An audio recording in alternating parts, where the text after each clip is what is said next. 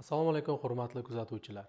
Mana 2026-yilning kirib kelishiga ham sanoqli kunlar qoldi.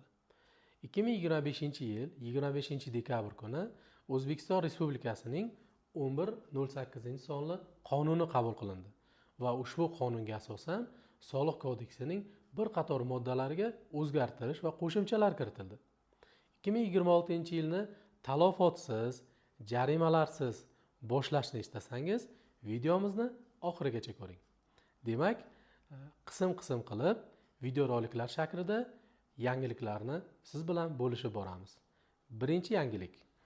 2026-yil 1-yanvardan boshlab o'zini o'zi band qilgan shaxslar, shu bilan birgalikda yakka tadbirkorlar maxsus platformadan ro'yxatdan o'tgan holda QR kod bilan ishlashlari belgilab qo'yildi.